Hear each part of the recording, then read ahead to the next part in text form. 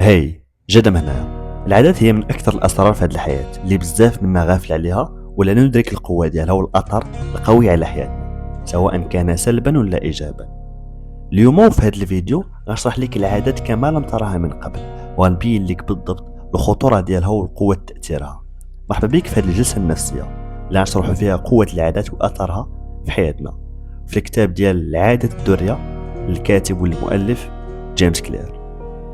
خليني نبدأ لك بهذه العبارة هذه: حياتك التي تعيشها اليوم بكل تفاصيلها حدثت بسبب العادات التي كنت تمارسها الفترة الماضية، وحياتك التي ستعيشها في المستقبل تعتمد على العادات التي أنت تمارسها وبرمجتها اليوم. الحياة اللي انت كتحلم بها مستقبلا اللي باغي تعيشها كل التفاصيل ديالها كتعتمد على شنو كدير دابا، شنو العادات اللي كدير دابا وشنو الروتين اللي خدام به دابا. وجيمس كلير كيقول باللي النجاح ماشي نتيجة قرار كبير وصافي، بل نتيجة تحسين ولو 1% كل نهار. تصور انك تحسن غير 1% كل نهار، وبعدها ما تكون احسن فيرسون منك واحسن بكتير. وهاد 1% هي اللي سماها عادة درية، اللي صغيرة بزاف ولكن اثرها قوي وتغييرها جذري في حياة ديالنا. يعني بدل ما تقول انك غتقرر انك غادي تبقى تقرا ساعتين كل نهار واحد الكتاب، قول غادي نقرا صفحتين وصافي. ديك جوج صفاحي اسهل بزاف ولكن كيبداو عاده، وهكا تشكل عندك عاده القراءه. شوف، اجعل الاشاره واضحه. دماغك كيخدم بالمحفزات، وباش تفهم مزيان تبع معايا.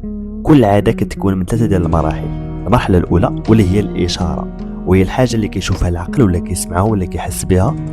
هاد الاشاره هذه تعبر بالنسبه لعقلك اللاواعي، كتعبر على بدايه العاده. فخليني نعطيك واحد المثال. نغمة ديال تليفونك ولا صوني ديال تليفونك، فاش التليفون كيصوني عقلك كيسمع وكيستقبل اشارات انه دابا خاصك تمشي تشيكي التليفون شكون اللي مصوني، وتبدا ديك العاده ديال تشيكي التليفون. ونعطيو مثال اخر باصدقائنا المدخنين. واحد ديكني مثلا دازت واحد ساعه ولا ساعتين بلا ما يدخن، فجاه قرر ياكل واحد الوجبه. بمجرد ما يكمل ديك الوجبه اللي غتاخذ منه واحد 5 ولا 10 دقائق، ديريكتومون غيبدا يقلب على الدخان وعلى الكارو بشكل لا يوصف. واش هو احتياج للنيكوتين؟ لا، حيت غير قبل 10 دقائق ما كانش باغي يكمل بتاتا، بل هو محتاج انه يمارس العاده اللي موالف كيمارسها بعد ما ياكل واحد الوجبه ولا واحد الماكله. يعني ديك الوجبه ما هي الا اشاره لبدايه عاده التدخين. والإشارة هي من أخطر الأشياء اللي خصنا نركزوا عليها، سواء في إقلاع عادة ولا الاكتساب ديالها. ومن بعد الإشارة كتجي المرحلة الثانية، ولا هي مرحلة العادة نفسها ولا السلوك. كيف ما قلنا قبل، انتهيت من الطعام ولا من الوجبة، هذه إشارة باش أنك تمارس واحد العادة اللي هي التدخين. ولا سمعتي النغمة ديال تليفونك، هذه واحد الإشارة باش أنك دير واحد العادة ديال تشيك التليفون ديالك. وفي المرحلة الثالثة كاين المكافأة، وهذه المكافأة ممكن تكون شعور زوين وممكن تكون شعور خايب اللي هو ولا الندم، يعني على حسب العادة. وممكن تكون المكافأة ولا اللي هي نهاية العادة هي إشارة لبداية عادة جديدة.